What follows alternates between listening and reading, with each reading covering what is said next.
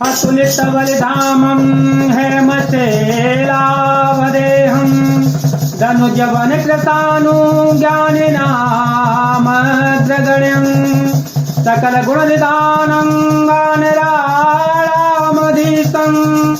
रघुपति प्रिय भक्तं वातजातं नमामि।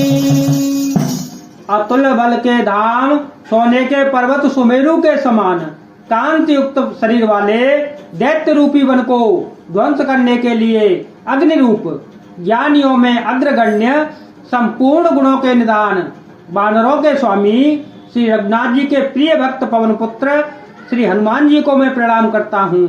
जामवंत के वचन सुहाए, सुन हनुमंत हृदय अति भाए, सब लगे मोहि परिखेहु तुम भाई, सहि दुख कंद मूल फल खाई, जब लगी आवो सीता ही देखी, होई काजू मोहि हरस विशेषी, यह कही नाई सवहि कहूँ माथा, यह कही नाई सवहि कहूँ माथा, चलो हरसी धरी रघुनाथा,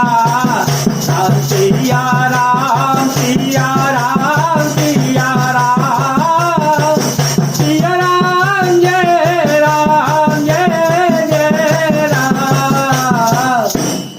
जामबान के सुंदर वचन सुनकर हनुमान जी के हृदय को बहुत ही भाई। वे बोले, हे भाई, तुम लोग दुख सहकर कंद मूल फल खाकर तब तक मेरी राह देखना, जब तक मैं सीता जी को देखकर लौट के ना जाऊं। काम अवश्य होगा, क्योंकि मुझे बहुत ही हर्ष हो रहा है। यह कहकर और सबको मस्तक नवाकर तथा हृदय में श्री रघुनाथ जी को धारण करके हनुमान जी हर्षित होकर चल पड़े।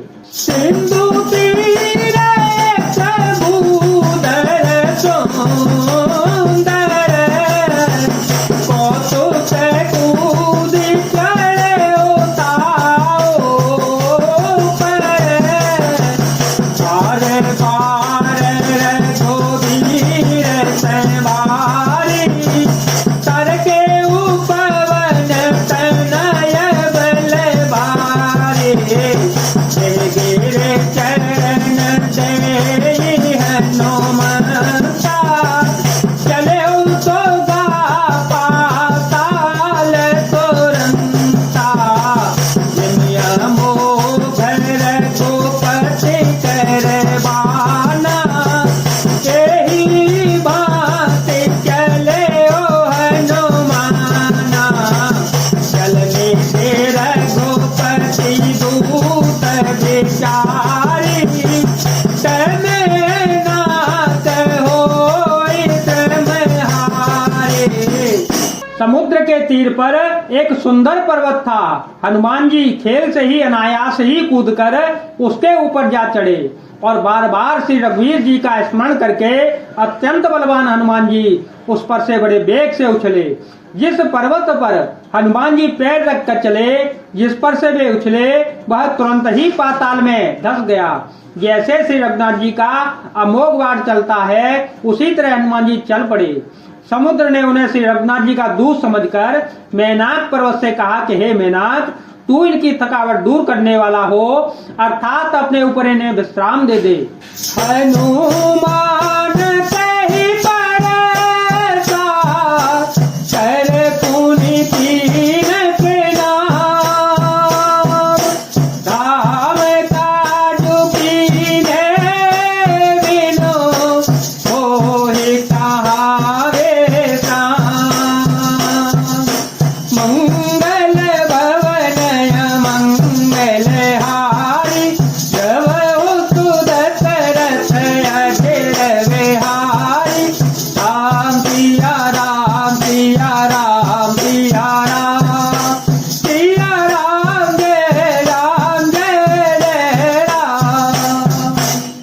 हनुमान जी ने उसे हाथ से छू दिया, फिर प्रणाम करके कहा, भाई श्री रामचंद्र जी का काम किए बिना मुझे विश्राम कहाँ।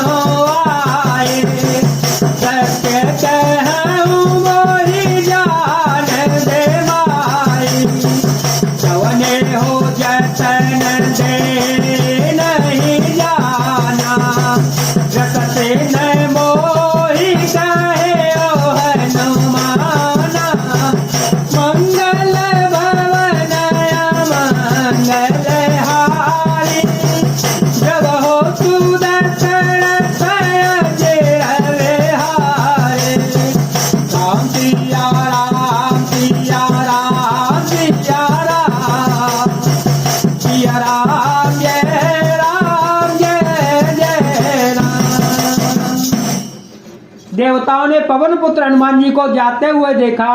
उनकी विशेष बल बुद्धि को जानने के लिए परीक्षार्थ उन्होंने सुरसा नाम के सर्पों की माता को भेजा।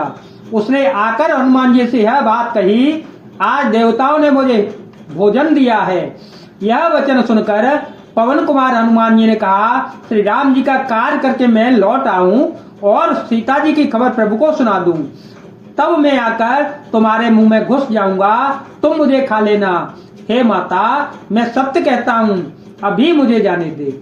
जब किसी भी उपाय से उसने जाने नहीं दिया, तब हनुमान जी ने कहा, तो फिर मुझे आ और खा न ले। जो जन भर ही बचनों पर तारा, कपितानों की न दुगुन वे तारा, और है जो जन मुख तेरी छायो, सुरत पवन सुत बतित भयो, जस जस सुर सावधनो बढ़ावा, सातु गुण कपिरूप देखावा, सब जो जन तेहि आनंद कीना, अतिल गुरु पवन कौशलीना। राम सिया राम सिया राम सिया राम, सिया राम जय राम। उसने योजन भर 400 कोस में मुंह फैलाया, तो हनुमान जी ने अपने शरीर को उससे दूना बढ़ा लिया। उसने 16 योजन का मुख किया, हनुमान जी तुरंत ही 32 योजन के हो गए। जैसे जैसे सुरसा मुख का विस्तार बढ़ाती गई, हनुमान जी उसका दूना रूप दिखलाते थे। उसने 100 योजन 400 कोस का मुख किया, तो हनुमान जी ने बहुत ही छोटा रूप धारण कर लिया।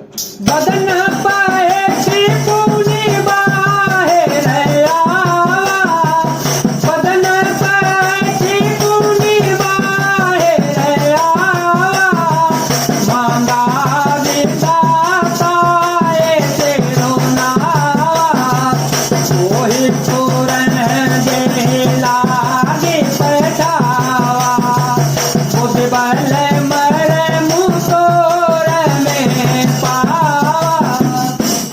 और वे उसके मुख में घुसकर तुरंत फिर बाहर निकल आए और उसे सिर नवाकर विदा मांगने लगे। उसने कहा, मैंने तुम्हारे बल बुद्धि का भेद पा लिया, जिसके लिए देवताओं ने मुझे भेजा था।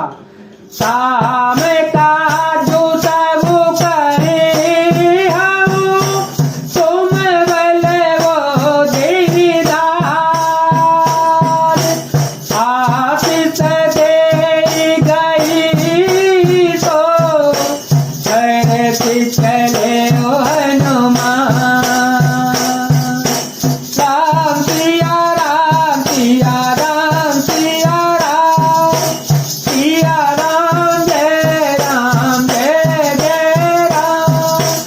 सिया राम जय राम जय जय राम सिया राम जय जय राम।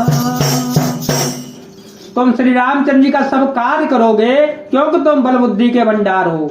यह आशीर्वाद देकर वह चली गई तो हनुमान जी हर्षित होकर चल पड़े। जय जय श्री राम, जय वीर हनुमान जी महाराज, जय भोलेनाथ, जय दीनाथ, जय शिव शंकर।